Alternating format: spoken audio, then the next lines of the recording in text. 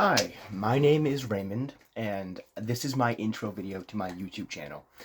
This channel, The Affordable Commander, will be talking about everything EDH. I love Magic the Gathering, and I've been playing for almost 10 years now.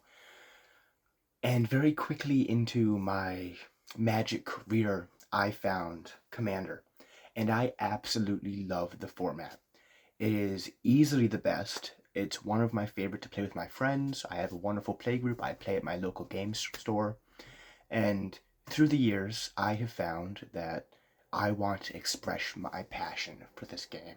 I want to show people the decks I make. I want to explain how I build decks, and I want to help those out there who either don't know how to play or think that Magic the Gathering needs to be played on this giant budget. Because as we all know, with each new set coming out, with each new powerful card coming out, power creep is real, and money values only go up. This game is crazy expensive. So in this video, I just want to outline what this channel is going to be about, who I am, what I want to bring to YouTube and to the community, and just freeball it and talk. I've been playing card games for almost 15 years now. I started when I was 8, somewhere in there. Just picking up Pokemon cards and just looking at those. They're so fun, little creatures on cards. Didn't really play it much, but I do love Pokemon. And, I've played a bunch of games and everything, years later on the DS and on the Switch and just all of that. And I thought it was a wonderful time. Jumping forward a couple years, about the age of 10 or so, my cousins give me all of their old Pokemon cards and this thing called Yu-Gi-Oh! I didn't know what Yu-Gi-Oh! Was, never really played Yu-Gi-Oh! Um, but I remember getting a big stack of cards, and one of them being the Black Eyes Red Dragon. Or, sorry, Red Eyes Black Dragon. Sorry, wrong card. Red Eyes Black Dragon. Amazing card. If you watch the anime, Joey Wheeler's, main card, his bread and butter. And it was just a cool looking card. It was one of the OG ones with a really dark background, just kind of sitting there being a cool big dragon. And I loved that game. Jump forward to when I'm 12-ish, give or take. I moved back in with my dad, and my stepmom loved Yu-Gi-Oh! And she got me and one of my best friends, Logan, her nephew, so my cousin, into Yu-Gi-Oh! We got 2 starter decks, we'd battle back and forth, we'd have amazing afternoons during the summer, great times. And throughout the years, we kept playing Yu-Gi-Oh! We kept getting into it. Eventually I was running a Dark Magician deck, and eventually I got into to call back to that Red Eyes deck.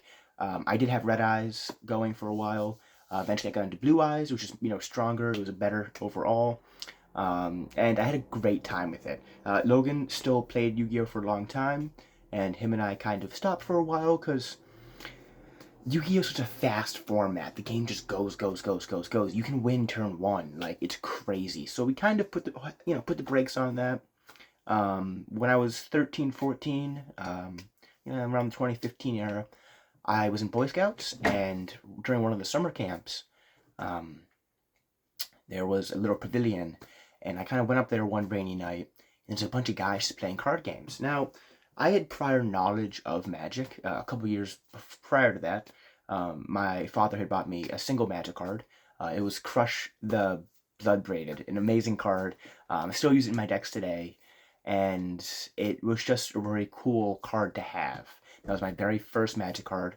Unfortunately, I did trade it off during my Boy Scout trip, which is sad, and I do want to re-get myself, a fresh deck in, remembrance of that. But I went to this pavilion Boy Scout camp, and they were just playing, they had a tournament, they were playing Magic. And this guy gave me, it was these 2, half decks. It was this little green deck and a little white deck. You put them together, what do you get? White weenie / green stompy. It was just a fun, they were playing a standard format, so just, 60 cards. And I had a lot of fun with that. It was a lot of great time. And I would go to the, Boy Scout camp twice over my lifetime. And the second time I came back ready to fight. I had a little red-green deck happening. Oh, let's get the mascot of the YouTube channel. This is Baguette. Baguette is a happy boy. You'll see a lot of him. I'm glad he came and said hi. Baggy will help me during my Magic journey with you guys. But back to the story, I had this red green deck. Oh, Baguette's tail. And I did very good. I was winning. I almost beat the strongest person at this Magic, mini Magic tournament. I had a lot of fun. And, throughout the years, I kind of dropped off Magic. It wasn't until my aunt and her husband kind of got together where he got me back into Magic. And before meeting him, I was never into the Commander format. I'd never played it. But he started getting me into it. He got me into, just 60 card goblins. He got me the Merfolk Goblin dual deck. Fantastic time. I loved goblins. I played them for years. I've won tournaments with goblins. Mono Red Goblins is so good, so fun, so quick, and it's amazing. And eventually I was like, you know what? I want to try this, commander thing.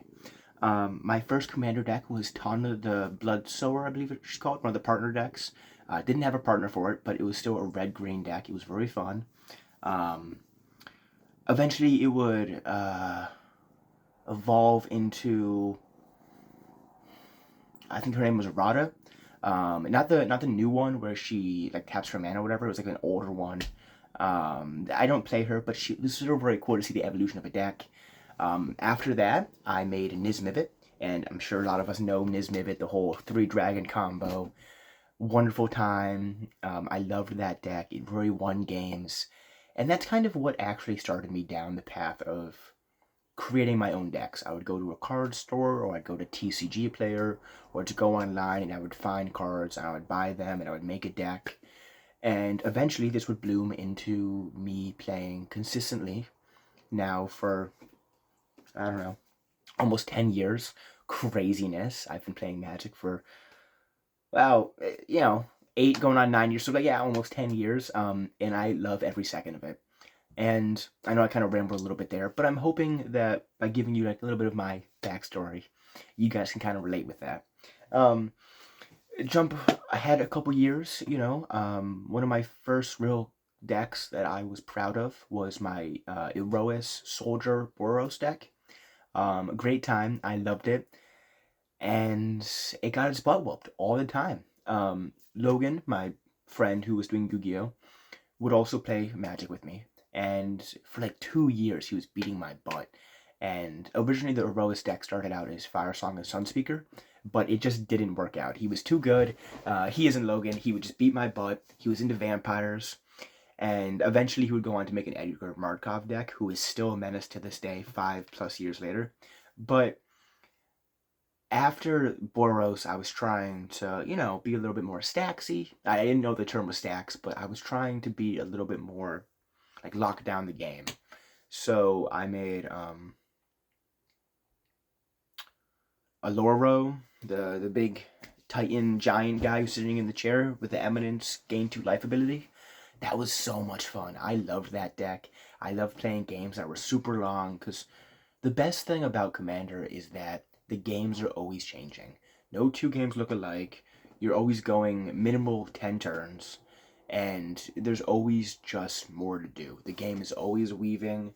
People can play a board wipe. You can lose a bunch of things, but you can still climb back.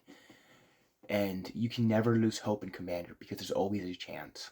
And that's what I loved. So with my, Esper Aloro deck, I would just shut down the game and gain a bunch of life, approach to the second sun, or like Ether Flux, deal 50 damage to someone's face. Just a very cool way of playing. Eventually, I realized that game wasn't aggressive enough, so I changed it into a Zer the Enchanter deck, and that's a lot of fun. I still have it. It's very budgety, but it's very fun. I'll definitely put it on the channel at some point. We can look at that together. But yeah, no, I really enjoyed that era. I played a lot during, the end of middle school, at the beginning of high school. I was really loving the game. And it wasn't until more recently that I started actually being passionate about building decks. I used to just go on EDHREC and choose $100 deck, buy it, boom, there you go. And I realized I wasn't getting quality. And $100 is a lot of money. That was my cutoff for a lot of decks. And if I'm not getting quality for $100, that's an issue. So I started making my own decks. Today I have, I think, 7 decks. I'm running Sliver Overlord, a wonderful deck. We all know about slivers. I have Sauron the Dark Lord, amazing deck. Um, what else do I have? I just made Eshki, not Dragonclaw, but the Eshki that comes from the not Timu, Timur's Roar starter deck. The just the red, green, blue, amazing, really strong, so much fun to play deck. I recently have made Safara the Skyblade, and she's become one of my favorite decks of all time. I really love her, and I love all that she does. And I got a couple more. I have like an Urza deck and stuff.